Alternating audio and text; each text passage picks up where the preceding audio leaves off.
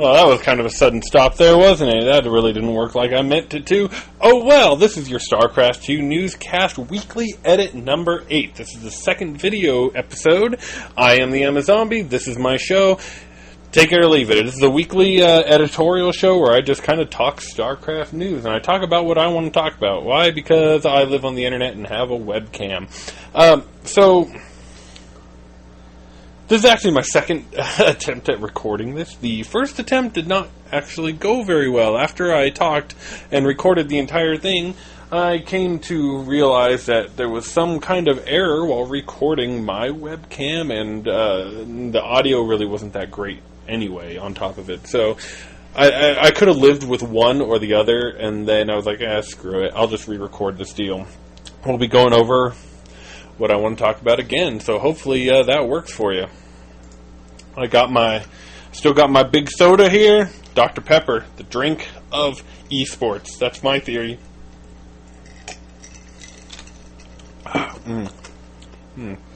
Anyway, there's a lot to cover today. I might be going above I normally go about 20 minutes on this, but I think I'm actually going to talk for a little while more because I kind of have a lot of things to cover. First of all, I want to talk about Slayer's Jessica. Now, I mentioned this briefly on last week's podcast because there was just a little bit of news out about Slayer's Jessica going after some trolls on the internet, and that's pretty much what we had. That was pretty much the news at the time. Since that time, Slayer's Jessica herself came out and posted on Team Liquid and gave her side of the story. And now from hearing that, plus hearing, there was I believe it was on State of the Game, I believe Artosis was talking about Korea and the internet issues there. So I have a better understanding. Not that I said anything mean or harsh last time. I didn't. And I didn't mean it to be. But what I said is that I didn't know how Korean internet worked, how much she had exposure to the internet, and how maybe she should just settle down because it's trolls, right?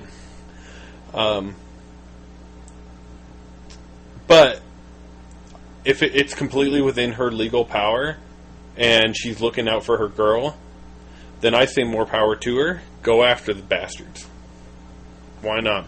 I personally still think, but it's a cultural difference, because I personally still think that maybe she should just, hey, back off, whatever. But I'm not saying she's wrong. I'm just saying that's what I would do. You know what I mean? I perfectly understand and agree and support her decision to go after these freaking trolls, because, hey, if you can, why not?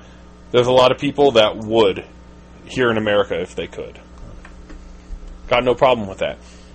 Anyway, that's all I wanted to say about Slayer's Jessica. I love you, Slayers. I love you, Jessica. I love you, Boxer. I love all you guys. You guys are awesome. So keep on freaking fighting. I cannot wait for MLG this weekend. I want to see Slayer's Boxer just win some just bash some faces. He probably won't. I mean, I know. I've seen him in StarCraft 2. I know he's not the Slayer's Boxer of yore, but wouldn't it be freaking awesome if he did? If he came out of nowhere and won his group and then went to the finals? Wouldn't that be effing amazing? It would be! I would be freaking shitting bricks. That's all I gotta say about that. Alright, let's move on. Let's talk about... I don't want to cover this too much just because it's been covered to death in the past week. And you should know what I'm talking about. And that is the EG Puma situation. EG, Evil Geniuses Gamers, Alex Garfield, Milkus, this whole group of people, Coach Lee, that have been wrapped up in this fucking soap opera drama that's been a complete joke. According to the forums, I've read, and I've put in my opinion about a lot of this. I've listened to the interviews, I've read the forums, and I personally, and you can agree or disagree, and that's totally fine, I personally don't think EG did anything wrong. I'm going to just flat out say it. Alex, even in his interview, said, hey, this is what us and the player decided to do. What's wrong with that? And I think the problem here is that people are like, oh, well, and even Milkus was like, oh, well, you should have gone and talked to the coach anyway. What if he did, though? I'm just going to pose that question. Let's say EG did that. Let's say EG talked with Puma, and Puma and them decide, you know what, don't talk to my coach. I'll deal with it. EG says, okay. EG then says, you know what, screw what the player says. I'm going to go to the coach anyway. Then what happens? Then the forums blow up saying, oh, EG's a bunch of jerks. They didn't respect the player's wishes. That's what would have happened. Or Puma might have gotten pissed and might have been like, you know what, screw you guys. And then EG's out the player that they wanted. And Puma just goes and signs with a different team. I mean, that's the way I see it. I think that they did nothing wrong for respecting the player's wishes after talking to him. Talking to him, was that wrong? No, I don't think so at all. And I hate that people think so. Obviously, you don't... I mean, that's how sports work. There's players you want, you're going to talk to them. In major sports, there's a regulating body, and so instead they talk to their agent, but still, the agent's a representative of the player. It's basically the same. Sometimes they talk to the player directly. It's just the way it is. Same as in movies, if you want an actor.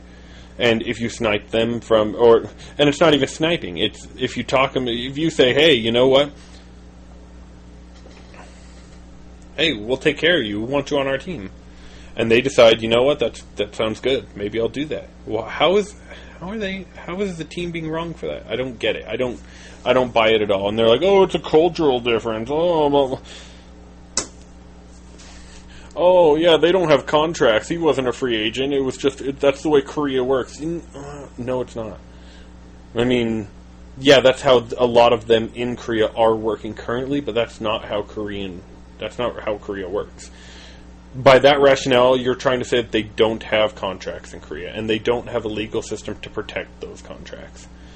Because they do. I mean, it's a fact, they do.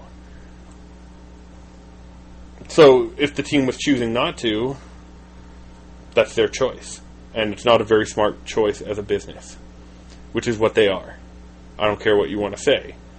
Esports is a business.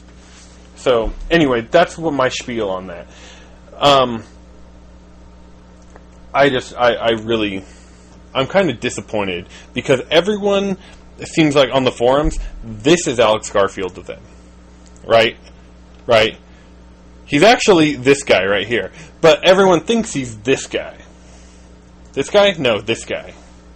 That is EG right now. They are the evil empire. You know, they're looked at by tons of people as they were just, they won, they were so rude to Milkus, which I personally didn't think that. I could see where someone saw that they could be rude, that they were being rude to them, but I don't think that they were. I don't think Alex Garfield was at all. I actually thought that he was being very clear and concise. They're like, oh, well, they interrupted Milkus. No, they only stopped Milkus he only stopped Milkus' talking when Milkus' facts were wrong, and he corrected them. And then they're like, oh, he attacked Milkus' journalism, blah, blah, blah. He's just a translator. That's not what he did. He even gave the disclaimer before. Yes, I'll admit it was a bit inappropriate for him to bring up this topic at that moment. I don't think he should have. But the topic itself was, one, extremely valid, and two, he even prefaced it by saying, hey, dude, I'm questioning the overall point of community journalism and its system and its place. And Milkus being a member of that community and of that journalism side of community, yes, he was still a translator, but it's still part of the job.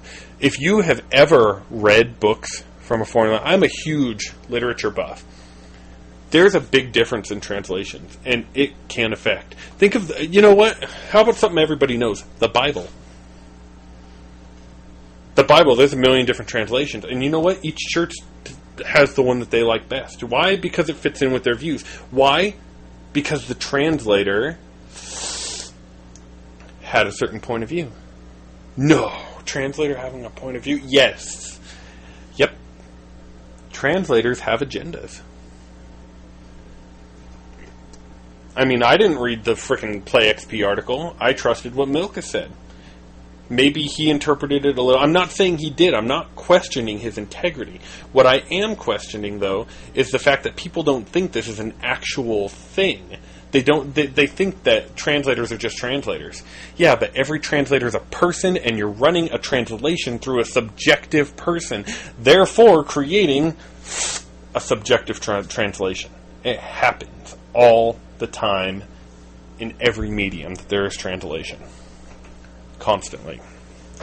That's why even just newscasts in English. Why do some people listen to Fix News? Oh, I mean Fox News. I mean, what? Because they like a certain point of view. They're presenting a lot of the same facts, but in a different way. I don't watch that garbage. But anyway, let's move on from there. I'm done talking about E.G. and Puma and this guy right here. I just wanted to show that again because friggin' Tim Curry's the man in that movie. I just wanted to bring that up. Alright, enough with E.G. I want to go on to my original main topic that I wanted to talk about this week. I wanted to give a shout out. You know what? Instead of doing that, let's start with Season 3 Ladder. Now, it was announced either today or yesterday. I can't remember when the announcement came out. From Blizzard. They announced their changes for the Season 3 ladder. They're taking out Scrap Station, they're taking out Slag Pits, they're taking out Delta Quadrant, and they're taking out Metalopolis. The Holy Grail. They're taking it out. But what are they putting in? Well, check these out. If you haven't seen them, a lot of people have seen them before. A lot of people have played on them. These are the 4 new Blizzard ladder maps. Nerazim Crypt, Searing Crater, Abyssal Caverns, and Antiga Shipyard. The main one that I want to... overall, these maps don't look bad. Searing Crater kind of looks like a joke, if you ask me, but Antiga Shipyard actually looks quite interesting. The other two, whatever, I'll have to play them for a while. They look kind of take it or leave it. But, in fact, let's look at Antiga. There we go. Okay. This is a map that I actually find very interesting. Why? Because, one, it's got your main, a good-sized main. Not huge, but medium size. It's got a natural. It's got a third that's easy to take with a shared choke, so you could block it off. And then what do they have in the middle? A watchtower and 2 gold bases. And a lot of open space. This looks like a map that could be really interesting. And that I think we are going to see some epic games on, honestly. I think something good is going to come out of this map. I don't know for certain, but I have the feeling that it will be. I don't know. I really like it. Let's talk about, though, let's talk about the ladder maps that they're... Not these ones, not the ones they're putting in. Let's talk about the ones they're taking out. They're taking out Scrap Station, which everyone seems to be okay with. I actually feel bad. I like Scrap Station. Slag Pit, which I agree with, because Slag Pit is piece of junk. DQ, that's Delta Quadrant, yet another piece of junk. And lastly, Metalopolis. Now, Metalopolis is the best map that Blizzard has come up with to date for StarCraft 2. Flat out. It is brilliant. It is almost perfect in a lot of ways. It's got interesting features, it's got interesting sized bases, it's got natural, kind of wide, but kind of not. It's got a choke, it's got areas of attack, it's got like the highways down the middle where you can create lanes, it's got the gold bases that are hard, it's got the 2 watchtowers on the side. It's just really interesting. And I think that this map right here that we're looking at, this, what is it called? Antiga Shipyard, could lead to some other interesting games. Now, what I find interesting, if you look at the map here, in fact, let me bring up the big version of it. So, you have the mains are the big raised up they're double raised areas. And the third is the single raised up area, with the natural being the single raised up in the middle between them. Now, what's interesting, you have these gold bases that look kind of hard to take, but if you can wall off a third plus a gold, you could create a super interesting, massive base. I don't know. There's a lot of weird things to come from it. Anyway, let's move on from this. I wanted to talk about that quickly. I did want to talk about these maps, but what I really wanted to talk about, where I wanted to move this to, was the community. And the community map makers, because right now they're exploding and they're awesome. They are doing way better work than Blizzard is doing on maps. And you know what? I have a feeling that's why Blizzard doesn't work on their maps that well. Maybe they're actually right. Maybe it's to force the community. Maybe it's to really force the creativity. Why not? No one wants to admit that, because that would mean that Blizzard is right about something. But, anyway, I want to talk about two things. There's two main community-driven map maker projects out there right now. One is, of course, iCCup, which is their map-making team has been brilliant for years. My favorite map ever, my absolute favorite custom map ever, came from iCCup, and that is Match Point. iCCup Match Point. This map is so brilliant. I think it is near perfect.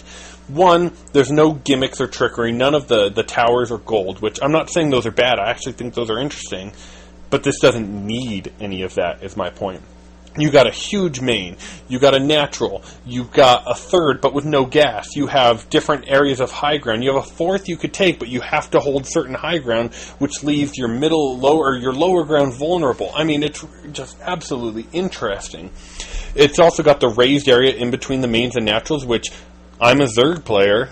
Those are perfect for hiding overlords. That's right. I love it. You gotta love overlord hiding. It's brilliant. Anyway. Enough of that. Enough of that big picture. Let's just bring up Match Point there. Now, the reason I think about Match Point is because, one, it was an old Brood War map that was remade for StarCraft 2. It's iCCup. It's a community-driven thing. And it is near, to me at least, and I know there's a lot of people that don't agree, but there's also a lot of people that do. I know that there is a lot of people that are big fans of this map, other than me. Match Point. Community-driven, iCCup, near perfection. So that brings me to my next point. I wanted to talk about there's a new map-making team out there. They've been around for a while, but they're a pretty new team. At least they've been recently announced. And that is a team by the name of ThePlanetaryWorkShop, which are awesome. These guys have been... The makers have been posting maps into the Map of the Month contest and been winning or making huge, or taking huge chunks of the finals, because these guys make amazing maps. In fact, let me just kind of show you guys a few. Well, that's two of them right there, but that's not what I wanted to show you. This is what I wanted to show you. Here we go. That is a map called Titanus. That should be Void Rift. This one Must Fall. Look at these maps. Odyssey. Monsoon Valley, which is one that I personally love. I love this map. This one is called, what's it called? Judicator Castle. I haven't actually played on this one yet, but just looking at it, it looks beautiful, but it also looks like a pain in the ass to play on, honestly. This is Core Delta, which is a big, nice 4-player map. This one is Cascade. This one actually looks like a load of pea soup on the ground from this picture, but it's an interesting map. I'm not trying to take anything away. Now, this is Antiga Prime. So I wanted to talk about these. This is the current map pool from this group called ThePlanetaryWorkShop, who you can check out. They have a Team Liquid thread. Just do a search for it. Or you can check them out at ThePlanetaryWorkShop.com. These two maps are the two that I'm most interested in, because I think these two can lead to some epic games. Why? Look at Antiga Prime. What does it remind you of right off the bat? Not exactly the same, and I'm not trying to say anything like that, but it reminds me of Xel'Naga Caverns. And Xel'Naga Caverns has led to some absolutely beautiful, epic games. Especially with kind of the weird attack paths. You got golds on the side instead of kind of up the middle. Like these thirds in the middle of this map, basically think of those as golds with the rocks, and the ones on the side, if those were just regular, this would be very, very, very, very similar to Xel'Naga. And Xel'Naga is just a absolute great map. Now, this other map, the 4-player over here, this one is Core Delta. And this map has, again, there's a main, a natural, and a third that are not too hard to take, but they lead into this big wide open area, this tower, that could lead to some absolute brilliant battles. You could go to zoning certain paths, which is actually something in StarCraft 2 that has not been explored enough. Not yet, at least. It'll get there eventually. But you can zone certain paths, you can counterattack, you can block counterattack paths. It could be... I think this is actually the map that has... These two are the maps that have the absolute most potential to make it into a map pool at a major tournament like MLG.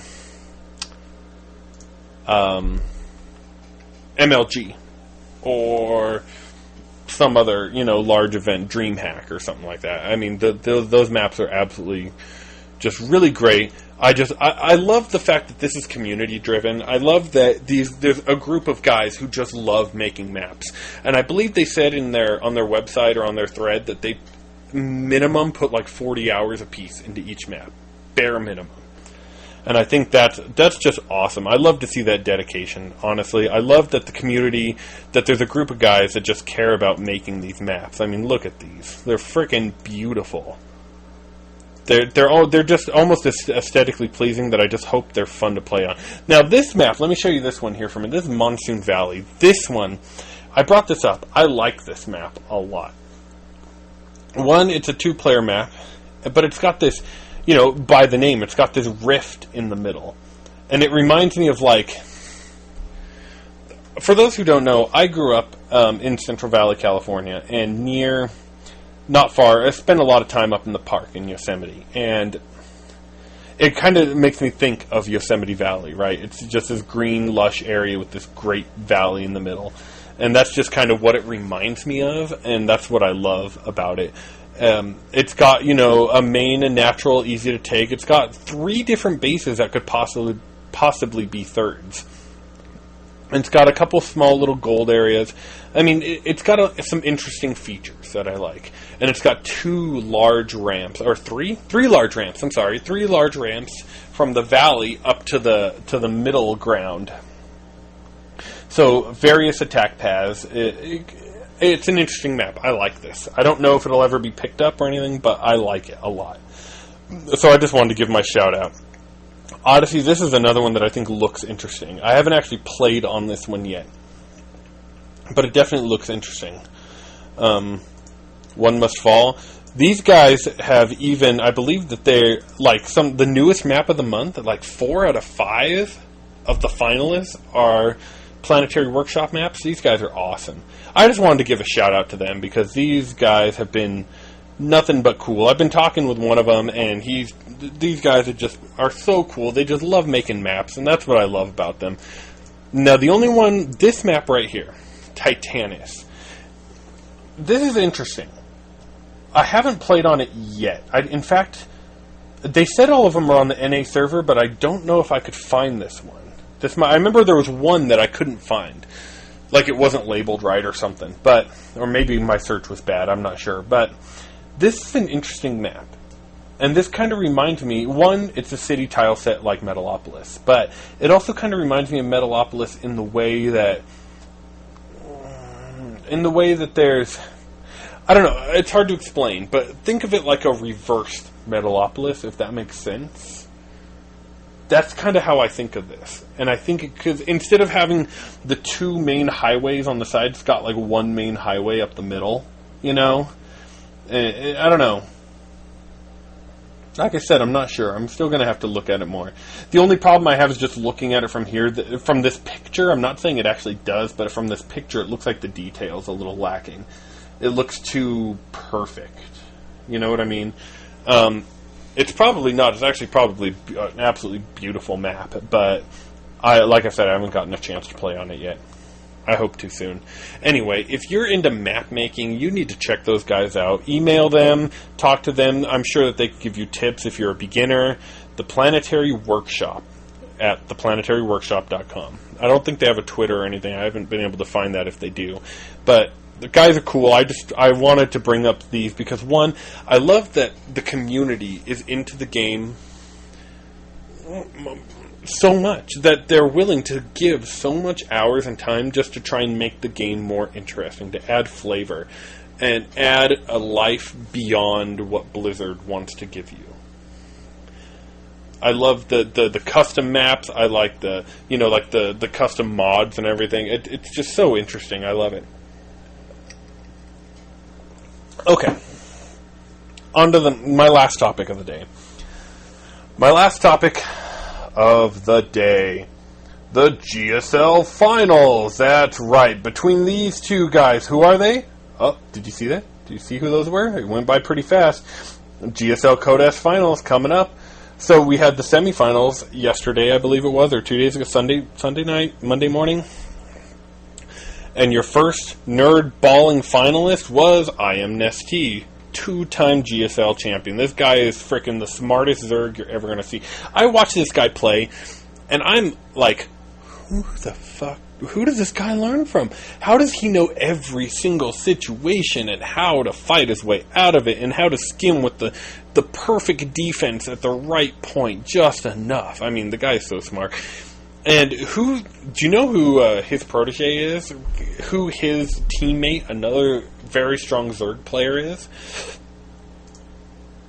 Oh, the other finalist, Losira. Yes, that's right. I am Losira. This will be the first... In fact, well, let's go over this. For the GSL Finals, they've been pretty much garbage, right? Nothing good has really come out of them. Let's bring that up on the main screen. Where's those GSL? Where's my GS? There it is. Alright. So, we've had every single matchup in GSL Finals so far, with the exception of ZVZ, which will be coming up shortly. We have had a bunch of crappy... We've had an awesome semifinals pretty much all the way through, followed by a pretty disappointing finals. This time we had a kind of disappointing semifinal, so let's hope that our finals, our ZVZ, the one matchup that most people hate the most. People hate watching and playing ZVZ. Why? Because they think it's all Zergling Baneling, and that's... early, and in a lot of ways it is, but that's part of what makes it exciting, because it's so razor thin, right? So, like, you make the slightest little mistake and you're gonna die. There's very little wiggle room. So we have these two freaking amazing Zerg players, NesTea and Losira, and these guys... let's just start out. I'm going to give you my prediction. I'm going to give you my prediction for this one. Who do you think's going to win? You can go ahead and you can argue with me if you want. And if you know what, I want you to, because you know what? You know who's going to win? NesTea is going to win. Why? Because he's a 2-time champion. I know it's not an amazing revelation. Most people think this. He's a 2-time champion. He's also way smarter, and it's probably his main practice partner for ZVZ has been Losira. That being said, who does he probably know their Zerg play better than anyone else? Losira. And the guy's just proven himself to be a ridiculously smart person. An amazing player. So I'm looking for him to win. If you think Losira's going to win, do me a favor. Bring it up on the forums or on the in the comments on the blog. Let me know. Let me hear your arguments. I want to hear them because I think that they're all put to rest by the fact that NesTea is NesTea. Bam. Shot down your arguments. I mean, the guy... Oh, I might be wrong, too. Wouldn't it be... That would be hilarious. If Losira goes out there and just 4-0s NesTea, I'd be like...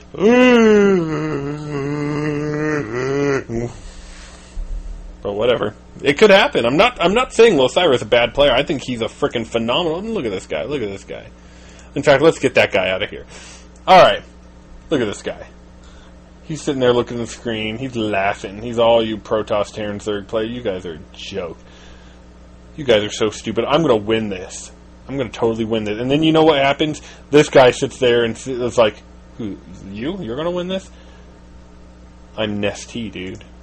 No, well, I'm Losira. I'm NesTea. So, what are you going to do? Not going to do anything. I don't think you can. The GSL finals. You know what? When are those happening? Let me look that up quickly. When are those Codex GSL finals? Does someone know? I'm trying to find it. Aren't they like August 1st or something like that? Or I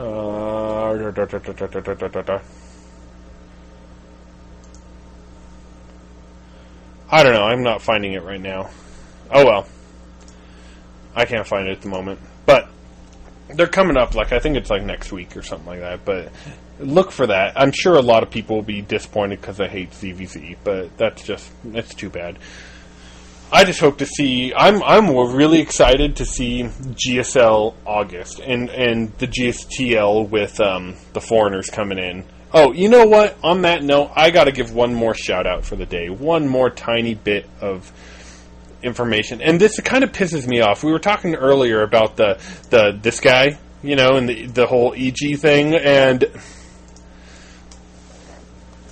part of the problem is this whole scandal's been blown out of proportion, that it overshadowed what happened in the GSTL. In case you missed it, FX Open, they won a game. Not just a game, I mean, they won a match. Not only did they win a match, it was frickin' the American baller QXC all killing IM.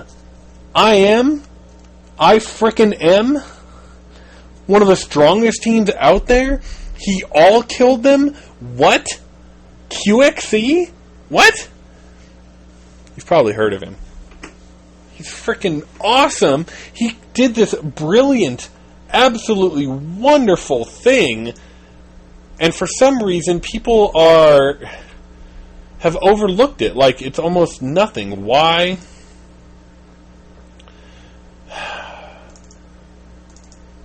They did because of everything that happened this week. And E.G. Alex took the, you know what, hold on, do I have a...